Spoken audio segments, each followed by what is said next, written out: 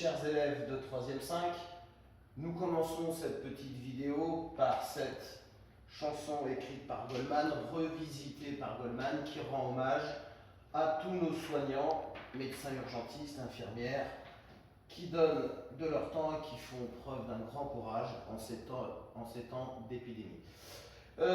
Cours numéro 2, nous allons terminer la partie enseignement moral et civique. Lors du précédent cours, petit rappel, nous avions expliqué la différence entre la démocratie directe et la démocratie représentative. La France est une démocratie représentative. Nous avions expliqué le sens du vote, le droit de vote, un super pouvoir, dans quel sens, étant donné que nous sommes dans une démocratie représentative. Nous avions rappelé que chaque citoyen en âge de voter possède 1,47 millionième de la souveraineté nationale pour élire nos représentants, députés et sénateurs qui travaillent donc à l'Assemblée nationale et au Sénat pour faire la loi, c'est-à-dire légiférer. Légiférer, c'est faire la loi, autrement dit, voter la loi. Nous avions également rappelé l'importance de la séparation des pouvoirs en démocratie pour éviter toutes sortes d'abus. Nous allons aujourd'hui nous intéresser à ce polycope sur les étapes de l'élaboration de la loi. Je vous avais rappelé que l'élaboration de la loi peut être très longue, à partir du moment où le candidat en campagne électorale promet une loi. S'il est élu, il est élu, et jusqu'au moment où la loi est effective, s'applique sur le territoire, eh bien, il peut se passer un temps long. Pourquoi? Parce que l'élaboration d'une loi, la création d'une loi, eh bien, est soumise à un certain nombre d'étapes. Et puis, autre difficulté, il y a 2 assemblées pour écrire la loi, ce qui va compliquer un petit peu les choses. Alors, la première question qu'on peut se poser, pourquoi 2 assemblées de représentants élus par le peuple pour faire la loi? Assemblée nationale et Sénat. Pourquoi 2 assemblées? Eh bien, dans l'esprit de la Constitution de la Ve République, il a été prévu 2 assemblées pour que la loi adoptée soit la meilleure possible. 577 députés, 348 sénateurs. Quand on additionne les deux, évidemment, on arrive à un certain nombre de représentants élus importants, ce qui va créer une intelligence collective. Le but, c'est que grâce à ces 2 assemblées, qui travaillent à chaque fois sur la même loi, la loi soit la meilleure possible. Le Sénat, qui examine la loi en 2e position, est donc en fait là pour améliorer la loi. Alors, concrètement, comment ça se passe? Nous avons nos 2 assemblées. Assemblée nationale, Sénat. À l'Assemblée nationale siègent 577 députés élus au suffrage universel, hommes et femmes, direct. Cela veut dire que ces 560 députés sont élus directement par les citoyens en âge de voter. Au Sénat, c'est un peu différent. Nous avons 348 sénateurs élus au suffrage universel indirect. Cela veut dire que les sénateurs ne sont pas élus directement par les citoyens en âge de voter. En fait, comment cela se passe-t-il? Eh bien, les sénateurs sont élus par ce qu'on appelle des grands électeurs. Autrement dit, les sénateurs sont élus par d'autres représentants du peuple. Les sénateurs sont élus par des députés, des conseillers municipaux, des conseillers régionaux et des conseillers départementaux. C'est pour ça qu'on dit qu'en quelque sorte, ils sont moins légitimes. Ils sont élus indirectement. Bref, ce sont ces 2 assemblées qui vont créer la loi, qui vont légiférer. 2 possibilités. Soit le gouvernement, Premier ministre et ministre, propose une loi à l'Assemblée nationale et au Sénat pour qu'elle soit étudiée et votée. Dans ce cas-là, on parle de projet de loi. Le gouvernement va envoyer un projet de loi à l'Assemblée nationale et au Sénat. Mais, deuxième cas possible, beaucoup plus rare, un député ou un sénateur, ou un groupe de députés ou un groupe de sénateurs peuvent eux aussi proposer des lois à l'Assemblée nationale et au Sénat pour qu'elles soient étudiées et votées. Dans ce cas-là, on ne parle pas de projet de loi, mais de proposition de loi. Donc en fait, projet de loi et proposition de loi arrivent au Parlement. Je rappelle que le Parlement, c'est l'ensemble de ces deux assemblées, l'Assemblée nationale et Sénat. Un projet de loi ou une proposition de loi est d'abord étudié à l'Assemblée nationale. Qu'est-ce que j'entends par étudier? Eh bien, ce projet de loi va être discuté, débattu entre députés. Les députés vont pouvoir proposer des amendements, autrement dit, des améliorations par rapport à ce projet de loi ou des articles supplémentaires. À l'issue de cette discussion, de ce débat autour de ce projet de loi, des amendements qui ont été proposés, il y a un premier vote de l'Assemblée nationale. Imaginons, lors de ce premier vote, ce projet de loi qui a été discuté, amélioré avec des amendements et voté.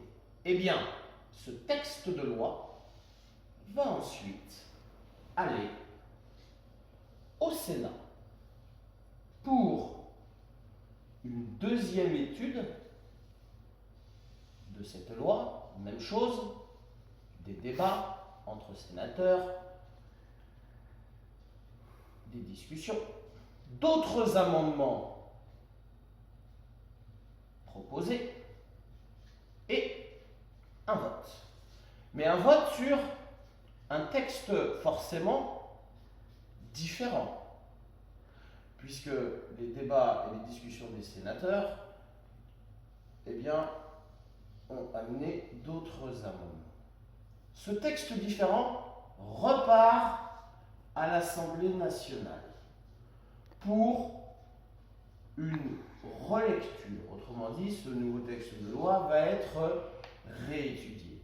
Et en fait, ce texte de loi va faire des allers-retours entre Assemblée nationale et Sénat. C'est ce que nous appelons la navette parlementaire. Le fait que ce texte de loi, qui pour l'instant n'est encore qu'un projet discuté, amélioré avec des amendements, etc., eh bien ce texte fait le va-et-vient.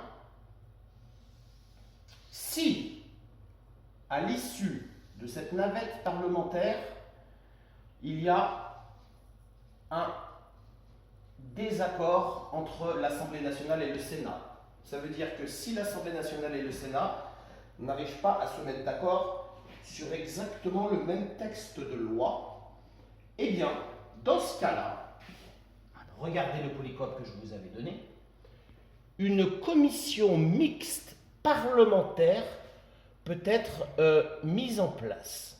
Commission mixte, ça veut dire avec des députés et des sénateurs, paritaire, autant de députés que de sénateurs. Et cette commission mixte parlementaire, avec 7 députés, 7 sénateurs, va essayer de se mettre d'accord sur un même texte. Première solution.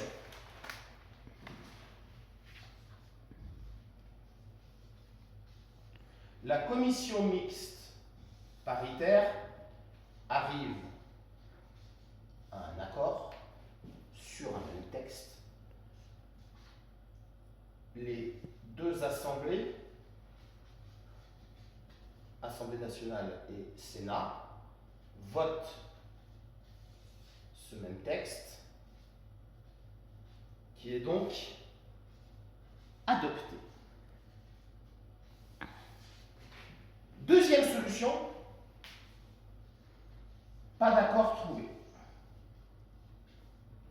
un désaccord. Autrement dit, ces deux assemblées n'arrivent pas à se mettre d'accord sur le même texte de loi. Eh bien, dans ce cas-là, la Constitution a prévu que c'est l'Assemblée nationale qui aura le dernier mot. Ça veut dire qu'en dernier ressort, s'il n'y a pas d'accord possible, eh bien c'est l'Assemblée nationale qui va décider, qui va voter son texte, et c'est le texte de l'Assemblée nationale qui sera adopté. Je reviens à cette histoire des deux assemblées. Tout ça paraît un petit peu compliqué. On a l'impression qu'on se complique un petit peu la tâche avec ces deux assemblées. Cette navette parlementaire, ce texte qui fait le va-et-vient entre le Sénat et l'Assemblée nationale pour essayer de se mettre d'accord, etc.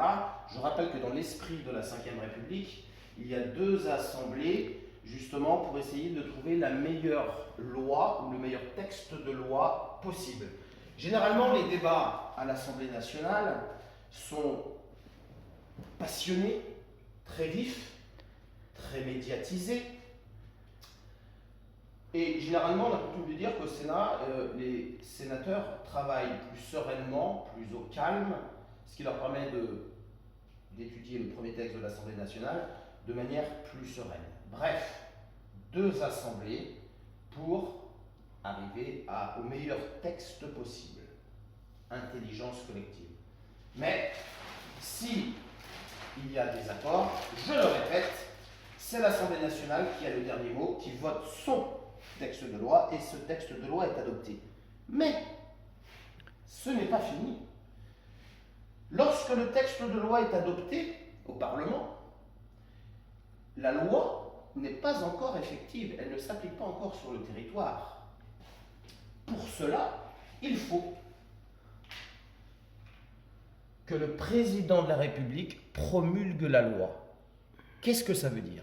Ça veut dire qu'il faut qu'il publie cette loi au journal officiel. Le journal officiel, c'est une publication officielle qui permet d'appliquer réellement cette loi. Et grâce à cette publication officielle de la loi, eh bien, le citoyen peut prendre connaissance de la loi pour la comprendre et pour la respecter.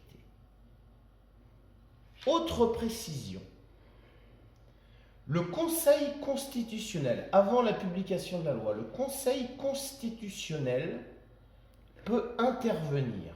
Le Conseil constitutionnel, on a coutume de dire que c'est une toute petite commission de sages, ce sont les sages de la République. Conseil constitutionnel, constitution. Eh bien, le Conseil constitutionnel, une fois que la loi a été votée par le Parlement, le Conseil constitutionnel va vérifier que ce texte de loi respecte les valeurs et les principes de la République française. Exemple. Imaginons, le Parlement vote une loi, le Conseil constitutionnel va étudier cette loi et le Conseil constitutionnel se rend compte que cette loi ne respecte pas le principe d'égalité. Ou bien cette loi ne respecte pas le principe de laïcité. Ou bien que cette loi ne respecte pas le principe de liberté, etc. Eh bien, dans ce cas, si le Conseil constitutionnel dit que la loi ne respecte pas la Constitution, eh bien cette loi ne peut pas être promulguée par le président de la République. Le Conseil constitutionnel est donc une garantie. Conseil constitutionnel est très important. C'est une garantie pour que n'importe quelle loi ne respectant pas la Constitution eh bien, puisse être promulguée par le président de la République. Nous avions dit autant la séparation des pouvoirs est une précaution, une garantie, et bien le Conseil constitutionnel est également une garantie. Imaginons un parti politique arrive au pouvoir, un parti extrémiste, etc., qui veut faire passer des lois très dures, eh bien c'est le Conseil constitutionnel qui empêchera que ces lois soient adoptées. Voilà. Parlement, navette parlementaire, l'Assemblée nationale a le dernier mot en cas de désaccord. 2 assemblées pour essayer de créer la meilleure loi possible. Le Conseil constitutionnel qui vérifie que cette loi votée est bien conforme aux principes de la Constitution, la loi fondamentale du pays. Et puis, si c'est le cas, le président de la République peut promulguer cette loi en la publiant au journal officiel. Et en la publiant au journal officiel, eh bien, l'ensemble des citoyens en prennent connaissance.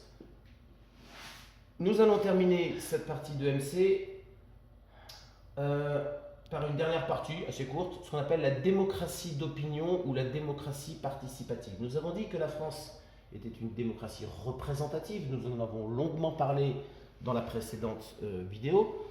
Eh bien, on peut dire aussi que la démocratie française est une démocratie d'opinion ou une démocratie participative.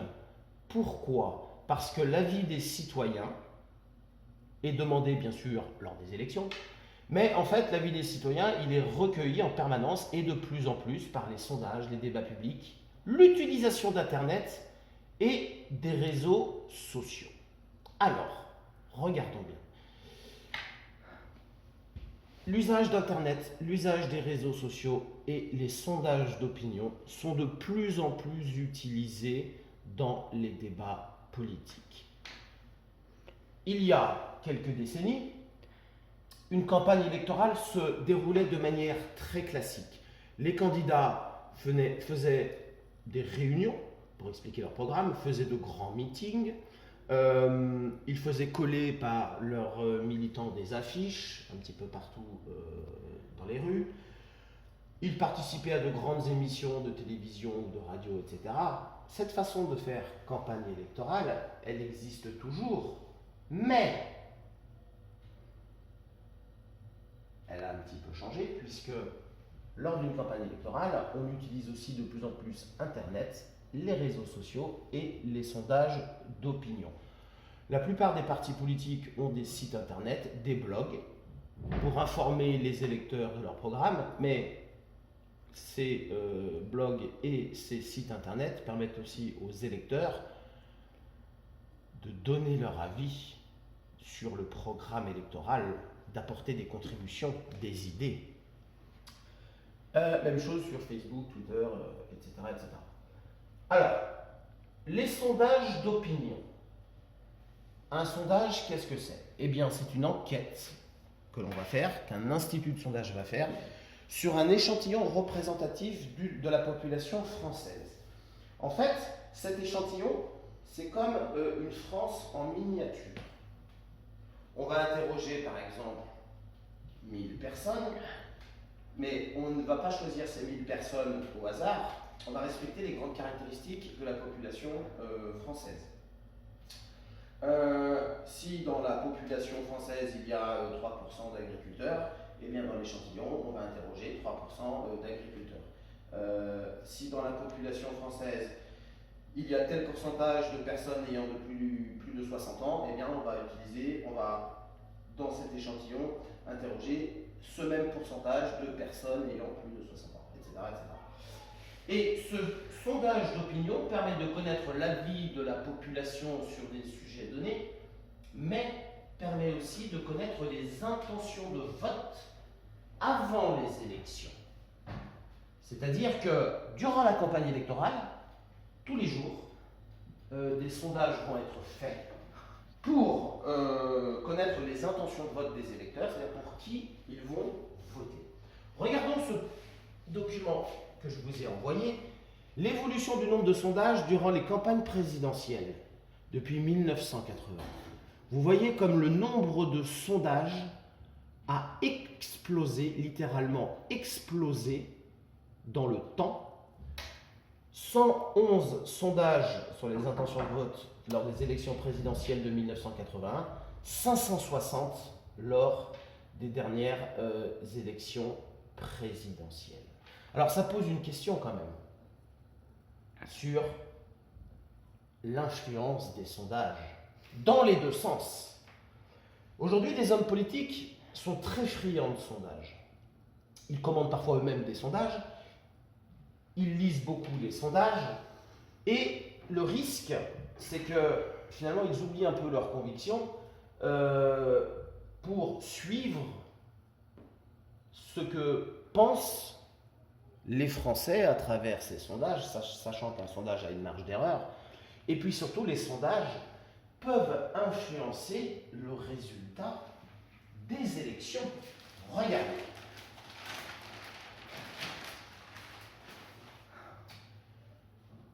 Candidat 1, candidat 2, candidat 3. On fait un premier sondage d'intention de vote.